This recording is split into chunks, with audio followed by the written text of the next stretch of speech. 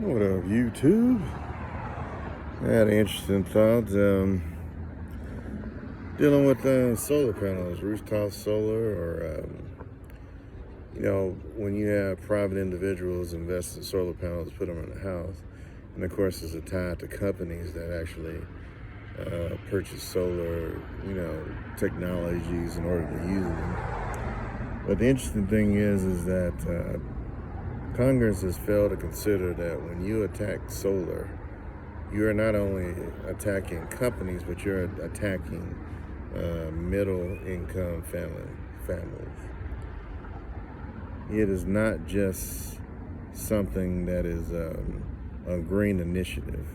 When you deal with solar, especially in the residential sense, that is an opportunity for individuals to gain some type of independence from the power companies.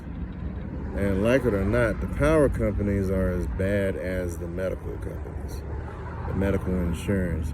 Whereas you can only usually go one place, potentially get your medicines or your power.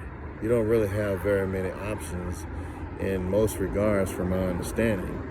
And then on top of that, the power companies have a tendency of increasing power, and they are good at coming up with excuses for increasing power. But in a situation with solar power, and yes, I do have solar panels, so I have a vested interest in it, but it is an attack on individuals because they haven't isolated these subsidies to just companies. There are people who actually buy these solar panels, like myself, put it on the house. And this enables us to basically, either save money on our power bills or completely eliminate our power bill in some regards, And ideally, the best situation to be in is to get a battery. That's the best situation. And that way, you really don't have to sell anything back to the power company. You can just use all the power you got and then pay for the power you don't need, which would be ideal, you know what I mean? You just use the power company when you need it. And that way, you're not sending power to the power company, so you're not using the lines that everybody's so afraid of, and the power company say it's causing use and then it's making the poor people pay for it. No, the power companies are the ones getting all this money. They're the ones charging the poor people for using this power. The problem is, in my point of view, it seems like when solar became more of an issue, more people started to take that as an option, it created a situation where power companies have an actual competitor. They have somebody who can actually take away from the profits they get. They no longer have a monopoly on the power when people get residential solar. So if you really want to do something about the solar, don't mess with the residential people. Just put it on the companies, because that's the biggest argument, right? Because anybody who has a solar on their house, they're actually helping the grid, not really hurting the grid, because they allow other people to be on the grid, new people to come on the grid, and it takes tax off the grid during high power situations or high usage situations. But this is not being stated. It's being stated that basically residential power is basically it's costing everybody, or the lower income people, more money. I don't know how true that is, but at the same token, you also got to look at the benefits.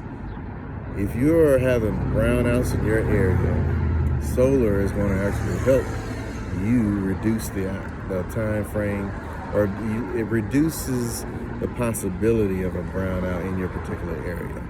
Because a brownout basically means they don't have enough power to support you. And if the power companies are so broken up about it, then they should give you money back for when they don't have power. Every hour you don't have power, they should pay you, all right? Because they're not providing the service that they're supposed to be providing. They are basically not doing right. or not upgrading the grid. They're charging you more, but they're not necessarily upgrading the grid. And then they use the grid not being upgraded as a reason to charge us more money, when we need it. So it's just ridiculous. I don't personally, and I'm not the most vigilant person about my bills, but I don't think I've ever seen a situation where a power company has actually reduced the amount of power that they reduced the cost of power. And this is even before solar even became a thing. But now all of a sudden they want to charge us more, or they want to use the excuse of solar, to charge people more. They want to use the excuse of a grid to charge more. They want to use the excuse of companies buying, putting up solar farms and all this other stuff to charge us more.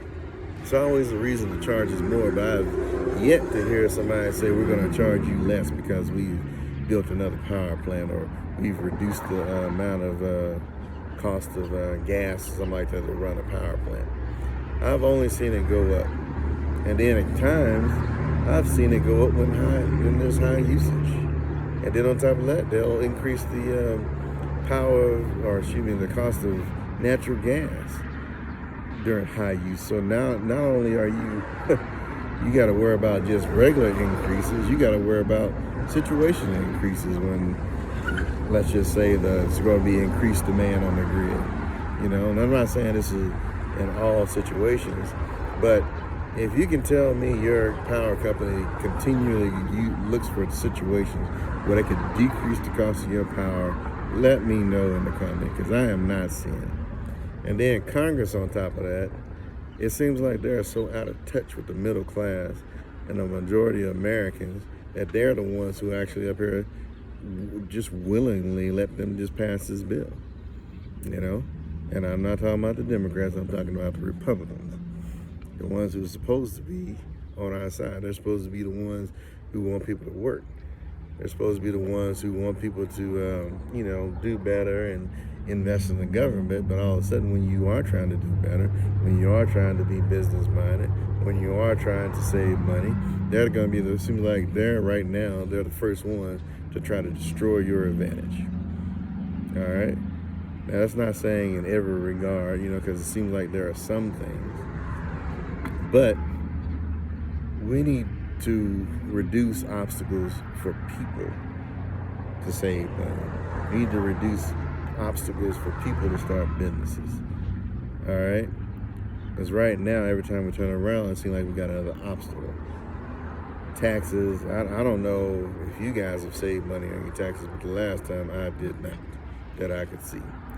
And so that may be the case, but hey, I've been paying out of pocket since the first tax cut. So I am not totally sure how I'm benefiting. I have to go to maybe a accountant or something like that just to see what's going on, because right now I'm just doing what I do. So, but again, I would like to see